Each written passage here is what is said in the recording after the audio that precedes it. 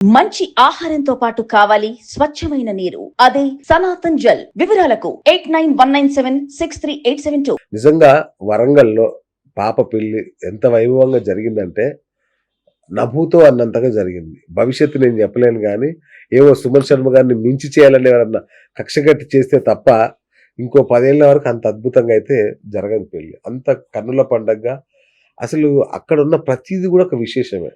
ఎంట్రన్స్‌లోనే బొమ్మల కొలువు. అంటే పెళ్లిలో ఎన్ని క్రతువులు ఉంటాయో తెలిపే బొమ్మల కొలువు. ఆ తర్వాత భోజనాలకెళ్ళే దగ్గర రాధాకృష్ణుల పరిణయానికి సంబంధించిన ఇద్దరు నృత్యకారులు డాన్స్ చేయడం పాటల మీద. చాలా స్టాల్స్ ఉన్నాయి. ఇక భోజనం అయితే చెప్పడానికి లేదు. దాని గురించి వర్ణించలేను, అంత గొప్పగా ఉంది. సో, ఏంటి దీన్ని అంటే కొత్తగా చేశారు. దీని పరమార్థం ఏంటి? అంటే వాస్తవంగా అండి అంటే పాప యొక్క వివాహం చేద్దామని నిశ్చయించుకునే ముందు నాకు కూడా వీడి గురించి అంత పూర్తిగా తెలియదు. ఓకే. ఓకే. ఒక సందర్భంలో మా ఆవిడ చెప్పింది, ఏవండి ఇన్ని క్రతువులు ఉంటాయి పెళ్లిలో, మీకు తెలుసా ఏదంటే, నేను అన్నాను, వాస్తవంగా జ్యోతిష్యం పరంగా ఏదైనా నువ్వు క్వశ్చన్ అడిగితే నేను ఏమైనా ఆన్సర్ ఇవ్వగలుగుతాను కానీ ఈ శాస్త్రపరంగా మాత్రం నాకు కొంత అవగాహన తక్కువ కదనే, మరి నాకైతే కొంత ఐడియా లేదు, బట్ నేను తెలుసుకుంటానని చెప్పి వాస్తవాన్ని దాని గురించి తెలుసుకోవడం జరిగింది. చాలా మంది ఏం చేస్తున్నారంటే పెళ్లి చూపుల దగ్గర నుంచి మొదలు పెడితే గర్భాధానం వరకు 54 క్రతువులు ఉంటాయి. 54 క్రతువులు ఉంటాయి. ఈ చాలా మందికి నాకే, నేను నిర్మోహమాటం చెప్తాను, నాకే కూడా అసలు సగం పైన పేరు కూడా తెలియదు నాకే తెలియదు. సో నేను కన్యాదానం చేస్తున్నా, జీవితంలో ఒక పెద్ద గొప్ప ఘట్టం అది, కన్యాదానం చేస్తున్నా. అసలు నేను తెలుసుకోగలిగినప్పుడు నేను ఇంకోళ్ళకి నేనేం చెప్పగలుగుతా అన్న ఉద్దేశంతో నేను తెలుసుకోవడం జరిగింది. మనం తెలుసుకున్న దాన్ని ఎదుటివాడికి చెప్పే ప్రయత్నం చేయాలి కదా అన్న ఉద్దేశంతో ఏం చేశానంటే నేను ఆ బొమ్మల కొలువులు పెట్టాను. అంటే పెళ్లి చూపులు అంటే ఒక ఇద్దరు కూర్చొని అక్కడ ఉన్నటువంటిది, అలా ప్రతి ఒక్క అంశం, నాగవెల్లి అంటే ఏంటి, సో అట్లా ప్రతి ఒక్క అంశాన్ని అంటే తలంబ్రాల దగ్గర నుంచి మొదలు పెడితే ప్రతి ఒక్క క్రతువును కూడా బొమ్మల రూపేణ చేసి బొమ్మల కొలువు పెట్టడం జరిగిందండి. బ్రహ్మాండం. అందరికి చూసిన వాళ్ళకి కూడా తెలుస్తాయి కదా, అంటే ఇన్ని విశేషాలు ఉంటాయి, ఇన్ని వేడుకలు ఉంటాయి అనేటువంటిది కూడా తెలుస్తుంది. మనం ఎంత మొక్కుబడిగా ముగిస్తున్నాం పెళ్లిళ్ళు, అలా వచ్చామా ఇలా అయిపోయిందా పెళ్లి. అంటే దీనికి విశేషం ఏంటంటే మా ఆవిడ తీసుకున్న ఒక శ్రద్ధ కూడా కారణం అండి. అలా మా ఆవిడ చెప్పడం వల్లనే కూడా నేను తెలుసుకున్నాను. నేను తెలుసుకున్నప్పుడు నేను ఇంకోళ్ళకి చెప్పాలనే ఆ జిజ్ఞాస ఉంటది కదా. సో నేను కూడా ఏమనుకున్నానంటే ఆ పెళ్లికి అటెండ్ అయ్యేటువంటి బంధువులకైనా, శిష్యులకైనా, ఫ్రెండ్స్ కైనా నేను చెప్పాలి కదా. మరి ఎలా చెప్దాం, మనం మండపంలో బిజీ ఉంటాం. సో ఎవరైనా బొమ్మల కొలువు పెడితే ఆ వీడియోస్ తీసుకున్నా కానీ చూసినా కూడా క్రతువులన్నీ వాళ్ళకి అర్థం అవుతుంది అని చెప్పి, ఇప్పుడు మీకు ఆ రికార్డ్ చేసిన వీడియో కూడా ఇస్తాను, మీరు ఈ సందర్భంలో కూడా ప్లే చేయండి, కూడా తెలుస్తాయి. అదే విధంగా మండపం ముందు కూడా నేను ఏం చేశానంటే శివపార్వతుల యొక్క కళ్యాణ ఘట్టం కూడా చేశాను. సో అదే విధంగా రైట్ సైడ్ ఏం చేశాడంటే శ్రీనివాస కళ్యాణ ఘట్టం కూడా చేశాను. మీరు అన్నారు కదా, సో దేవతా కళ్యాణం చేసుకొని ఆ అక్షింతలు మన మీద వేసుకుంటే మనకు ఉన్నటువంటి సర్వ ఇది కూడా పోతుంది. గత ఇంటర్వ్యూలు కూడా చెప్పాను, ఎప్పుడైనా కొత్తగా నూతన వధువులను ఆశీర్వదించినప్పుడు కొన్ని ఆచరించాలండి అని చెప్పాను. కాబట్టి ఏం చేశానంటే అదే మండపంలో ముందు కళ్యాణం చేయించాను. అంటే ముందు దేవతా కళ్యాణాలు జరిగిన తర్వాత మా పాప కళ్యాణానికి వెళ్ళడం జరిగింది. అంటే ఉదాహరణకి ఏం చేశానంటే 8:30కి మనకు వేదాశీర్వచనం ప్రారంభమైంది, 12:39 మనకి సుముహూర్తం. సో ఏం చేశానంటే సాయంత్రం 5:30కే నేను ఈ యొక్క దేవతా కళ్యాణాలు ప్రారంభించాను. ఇటు శివ కళ్యాణం జరిగింది, ఇటు శ్రీనివాస కళ్యాణం జరిగింది. సో ఆ తలంబ్రాల బియ్యం మళ్ళీ నేను ఈ తలంబ్రాల బియ్యంలో కలిపాను. సో అదంతా కూడా ఒక దైవికమైనటువంటి ఒక అరాని స్ప్రెడ్ అవ్వాలి. సీరియస్ గా అక్కడ వేదిక మీద తొక్కిసలాట తప్ప ఏం తొక్కిసలాట వేదిక మీద మీతో కలవడానికి వచ్చే జనాలు, అది తప్ప కిందంతా ఆధ్యాత్మిక భక్తి వాతావరణం అట్లా ఉండాలనుకుని ప్రత్యేకంగా ఆలోచించి చేయడం. సో ఇక జ్యోతిష్య పరంగా మీరు ఒక్క date of birth, place of birth ఇస్తే చాలు, మిగతా చెప్తే మళ్ళీ గొడవ చేస్తారు. మీరు చెప్పొద్దు నాకు, నేనే చెప్పాలని గొడవ చేస్తారు. నిజంగా సాధ్యమా గురుజీ అట్లా? ఇప్పుడు దగ్గర 28 సంవత్సరాల నుంచి జ్యోతిష వృత్తిలో ఉన్నాడు. సరే స్టార్టింగ్ ఎర్లీ డేస్ లో ఒక 5 సంవత్సరాలు తీసేయండి. సరే ఎక్స్పీరియన్స్ పరంగా చూసినా కూడా ఒక 20 ఏళ్ళు ప్లస్.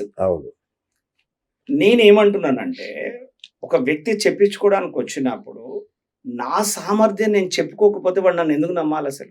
ఓకే. ఇప్పుడు ఎవరి దగ్గరకైనా వస్తారు, వాళ్ళు తెలివిగా ఏం చేస్తారంటే చెప్పండి ఏం కావాలి మీకు అని అడుగుతారు. అవును. మీ సమస్య చెప్పి మీరేం చదువుకున్నారు, మీకు ఎంతమంది పిల్లలు, పెళ్ళయిందా, మిమ్మల్ని అడిగిన తర్వాత అసలు మా సామర్థ్యం చూపించడానికి ఆప్షన్ ఎక్కడిది? ఇప్పుడు ఇన్నేళ్ళు మేము ఒక రిసర్చ్ చేసాం, గురువుల దగ్గర నుంచి విద్య నేర్చుకున్నాం, చాలా ఏళ్ళు అభ్యాసం చేశాం. సో ఆ పాయింట్స్ని నేను చెప్పగలిగినప్పుడు, నాకు ఆ ఛాలెంజింగ్నెస్ లేనప్పుడు ఎందుకు నమ్మాలి ఎదుటివాడు? సో నేనేమంటానంటే నాకు చెప్పకండి, నాకు date of birth, time of birth ఇవ్వండి. నేను చెప్పిన పాయింట్స్ మీకు మ్యాచ్ అయితేనే నన్ను నమ్మండి, మ్యాచ్ అవ్వతే నమ్మొద్దని అంటున్నాను కదా. ఇన్నేళ్ళు అదే సిస్టమ్ తో ఉన్నాను కదా. సో ఇప్పుడు మన కాల్స్ తీసుకున్నప్పుడు కూడా నేను అదే చెప్తున్నాను కదా ప్రతి ఒక్కరికి. ఇంకొకటి నేను ఏం చెప్తున్నాను, రికార్డ్ చేసుకోమంటున్నాను కదా. మేము కూడా రికార్డ్ నేనేమంటున్నా, రికార్డ్ చేసేసుకోండి, నాకేం అభ్యంతరం లేదు. నేను టెక్నికల్ వాయిస్ ఇస్తా, బ్రహ్మాండంగా నేను సబ్జెక్ట్ విషయం చెప్తా, మీకు పంచమ స్థానంలో రాహు ఉండడం వల్ల ఇలా జరుగుతుందండి అని చెప్తున్నాను. మీరు గూగుల్ కూడా చేసుకోండి, నాకేం అభ్యంతరం లేదు. ఇప్పుడు నేను కళ్ళు మూసుకోను, నాకు దేవుడు వచ్చి చెప్తానని నేను చెప్పట్లేదు కదా. నాకేమో మెరాకిల్ పవర్స్ ఉన్నాయండి, నా మీకు దేవుడు వచ్చి చెప్తాడు, నాకు అద్భుత శక్తులు ఉన్నాయండి, కళ్ళు మూసుకొని చెప్తానండి, ఈ పిచ్చి పిచ్చిగా కాదు కదండి. సో సైంటిఫికల్గా ఆస్ట్రాలజికల్ దాన్ని మనం నేర్చుకోవడం జరిగింది, దాని అనుభవంలోకి తీసుకొచ్చుకున్నాము, ఎక్స్పీరియన్స్ గెయిన్ చేసాము, రీసెర్చ్ ఓరియంటెడ్గా కొన్ని ఫలితాలను కానీ చెప్పడం నేర్చుకున్నాం. సో డెఫినెట్లీ మనం ఎస్టాబ్లిష్ అవ్వాలి కదండి, అలా చూపించాలి కదా. ఇప్పుడు లేదా బ్లైండ్గా చెప్పండి, ఇప్పుడు వాడికి ఏమనిపిస్తుంది అంటే, ఒక సందర్భంలో ఒక వ్యక్తి మన మాట వినాలనుకోండి, ఒక అబ్బాయి మ్యాచ్ ఉంది అనుకోండి, నేను ఈ అమ్మాయి మ్యాచ్ ఓకే చేసుకోనా బాగుంటుందని అన్నా, అది వాడి లైఫే కదా మరి. సో వాడు నన్ను నమ్మాలన్నప్పుడు, నా సామర్థ్యం వాడికి తెలియనప్పుడు, నేనేంటో నా ఎక్స్పీరియన్స్ ఏంటో వాడికి తెలియనప్పుడు వాడు నన్ను ఎందుకు నమ్ముతాడండి? సో మనల్ని మనం ప్రూవ్ చేసుకోవాలంటే డెఫినెట్లీ ప్రతి ఒక్క ఆస్ట్రాలజర్స్, నిజంగా కూడా నేను చెప్తున్నాను ఈ వేదికగా, నిజంగా కూడా మీ దగ్గర వర్త్ ఉంటే, నేను ఈ యొక్క వేదికగా నేను అందరు జ్యోతిష్యులకు చెప్తున్నా, మీ దగ్గర నిజంగా సామర్థ్యం ఉంటే ఎదుటి వాడిని చెప్పనివ్వకండి, మీరే చెప్పండి, మీరు ప్రూవ్ చేసుకోండి మిమ్మల్ని మీరుగా. ఎందుకు రారండి క్లయింట్స్? అప్పుడు డెఫినెట్లీ వస్తారు, అవునా కదా. ఇప్పుడు నేను దగ్గర కాల్స్ తీసుకున్నాను, నేను అబౌట్ 300 దాకా కాల్స్ తీసుకున్నాను ఈ లాస్ట్ 5 months లో. ఫీడ్బ్యాక్స్ మీరే తీసుకున్నారు కదా. చాలా మంది మీకు ఇండివిజువల్ మెసేజ్ కూడా డ్రాప్ చేశారు కదా, నా ఇంటర్వ్యూ కింద కూడా డ్రాప్ చేశారు కదా. వాళ్ళ బంధువులు, వాళ్ళ స్నేహితులు, వాళ్ళ కుటుంబ సభ్యులు, అదొక పరంపర లాగా నడుస్తుంది. నేను అదే అంటున్నాను, ఇప్పుడు ఆ నాలెడ్జ్ అనేది మనం ఎదుటివాడికి ఇవ్వగలిగినప్పుడు, ఆ ధైర్యాన్ని మనం ఇవ్వలేకపోతే మన యొక్క సబ్జెక్ట్ కు దానికి వాల్యూ లేకుండా పోతుంది. కరెక్ట్. ఇంకోటి గురుగారు చెప్పవచ్చు కూడా, నేను చెప్పకూడదు అనేది ఏం లేదు. రైట్. ఇంకోటి గురుగారు, date of birth place of birth లేని వాళ్ళకు కూడా చెప్తారు కదా, అది ఎట్లా చెప్తారు? అది ప్రశ్నశాస్త్ర ప్రకారం చెప్తారు. దానికి ఒక 2-3 రకాల విధానాలు ఉన్నాయి. ఒకటి హస్త సాముద్రికం తీసుకోవచ్చు, ఓకేనా. రెండోది, మీరు నా దగ్గర ఏ సమయంలో నా ఎదుటి పడ్డారో ఆ యొక్క కార్యలగ్నాన్ని తీసుకొని చెప్పొచ్చు. ఇంకొక అవకాశం ఉంది, గవ్వల శాస్త్రం అనేది కూడా ఒకటి ఉంటుందండి. ఆ గవ్వల శాస్త్ర ప్రకారంగా కూడా దీనికి గౌరీ అమ్మవారి అధిపతి గవ్వలకు, గౌరీ కుమారి స్వాహ అని చెప్పేసి నవగ్రహ చింతామణి ఉంటుంది, ఈ కేరళ యొక్క ప్రశ్నశాస్త్రం ఇది. సో గవ్వలు వేసి కూడా మీరు అసలు ఏ పని గురించి వచ్చారు, ఆ పని ఎలా జరుగుతుంది, ఎప్పుడు జరుగుతుంది అనేది కూడా చెప్పే ప్రయత్నం చేయొచ్చు. రెండో, దీంట్లో ఇంకో కొంచెం అప్డేట్ కూడా మనం దీంట్లో రీసెర్చ్ చేయడం జరిగింది. నేనే కాదు, చాలా మంది రీసెర్చ్ చేశారు. నేను మా గురువుల నుంచి నేర్చుకున్న కూడా విషయం ఏంటంటే, తనని ఒక 5-6 క్వశ్చన్స్ వేస్తాం మేము. అంటే మీకు రంగులలో ఒక రంగు చెప్పండి, పువ్వులలో ఒక పువ్వు చెప్పండి, సంఖ్యలలో ఒక సంఖ్య చెప్పమని, ఇట్లా ఒక 2-3 రకాల క్వశ్చన్స్ వేసి కూడా వారి మైండ్ స్టేటస్, వారు ఎంచుకునే విధానాన్ని బట్టి కూడా వాళ్ళ భవిష్యత్తు చెప్పొచ్చు. ఆ ప్రశ్నశాస్త్రంలో అంత గొప్పతనం. అంటే చాలా వరకు ఏంటంటే, ప్రశ్నశాస్త్రం ఎక్కడ వాడతారంటే, పూర్వం నుంచి వెనకటి నుంచి, ఒక వస్తువు పోతే దొరకడం కోసము, ఒక పశువు పోతే జాడ ఎక్కడ ఉందో తెలుసుకోవడం గురించి చాలా విషయాలు తెలుస్తాయండి.